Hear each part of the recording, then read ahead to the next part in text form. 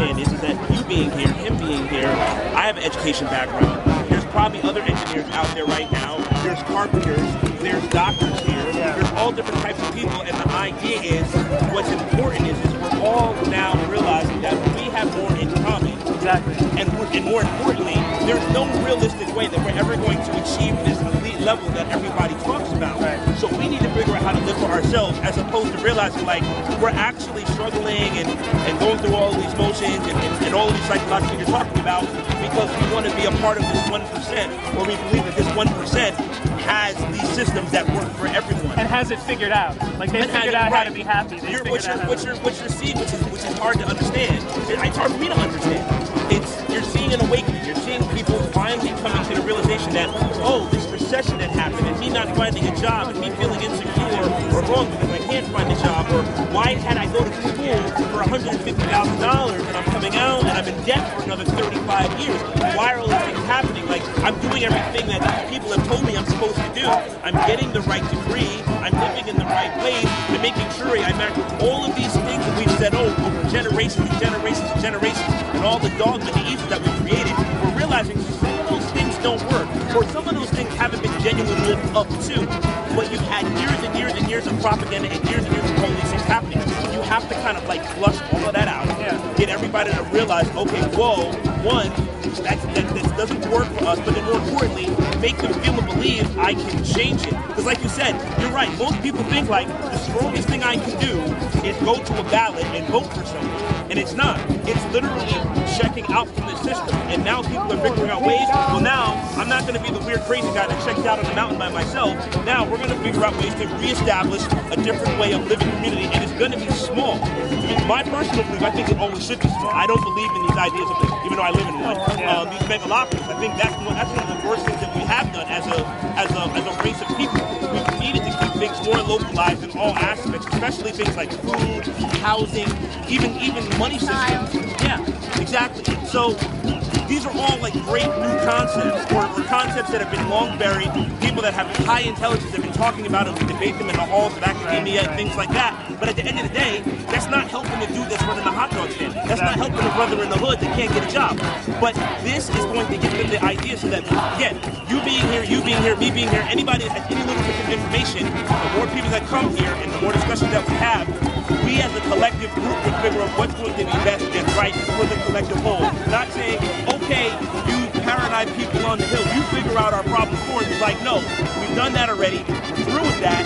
Now we got to figure out how we're going to solve these things for ourselves as a group, as men, as women, as black, as gay, as Latino, as Asian, as everything. And that's why everybody has to be here. Everybody has to understand and be a part of that and be in that conversation. I totally agree. Yeah, but it's not. We don't know what it's going to. But the thing is, and it's the gamble of, do you stay where you are and basically, like you're saying, wait to die, or wait for your grandchildren to die, or leave your progeny nothing, or your future ancestors nothing, or do you take a bold step, you make a gamble and say, well, it can't be any worse than what they're already leading us down, let's kind of rethink this whole thing.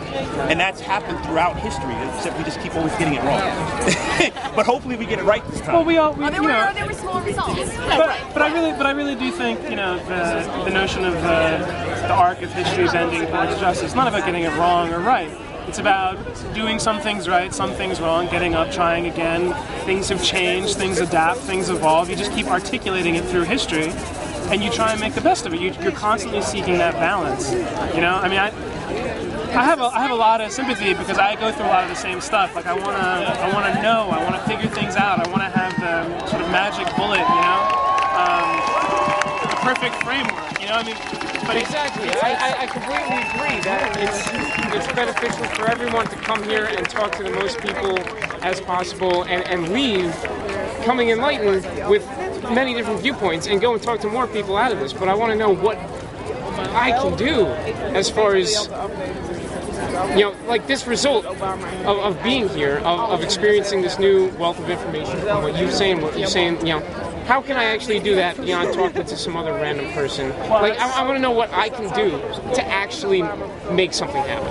And I don't think continuing to come to these is going to do that. Well, I think your point is. Sorry? Is it your first time? How many times? This is my first time, yeah. So you cannot talk about continuing. No, yeah, because you know what's going to happen? Seriously? But I would say this, let it inspire you to start thinking about what you understand as being the problem in a new way. You don't have to, there's no, this is not like a cool club where it's like, well, I hear 500. It's like, if you realize, like, wow, they're at the very least you say they're upset about something. Something's wrong. Now you can investigate it. You take that knowledge back to the places where you have influence. Let it inspire you to say, okay, you know what? I need to rethink what I'm doing within my field because this is something that is real and it's tangible. It's easy to go like, oh, it's just a bunch of crazy people running around dancing and music and drums and stuff. But I think it's a more realistic.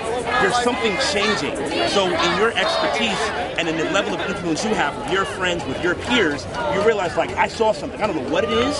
I can't really contextualize it yet, but I know it means something is going to be different. You know how can I make a difference? You're saying, how is this going to be a thing? Your entire attitude is about listening, which is exactly what's going on. There's a lot of people listening, a lot of people thinking, and there's a brewing. The media is like, well, what are the demands? It's not about demands, it's not about the specific change we want. It's this General Assembly that is the process. And if you can't come every day, you don't have to come every day, you don't have to come every week. But what you're saying, what you're doing already is the thing you should be doing. Just like listening and thinking. And it also sounds like you sound like someone who got burned in a relationship, and so you're afraid to get into another relationship. Except the person who got burned, it sounds like, was history, and like the history of these kinds of movements, and so you're afraid to get into a new relationship. But sometimes you just gotta let go and go for it. It might end in tragedy, it might be a true love, you just don't know.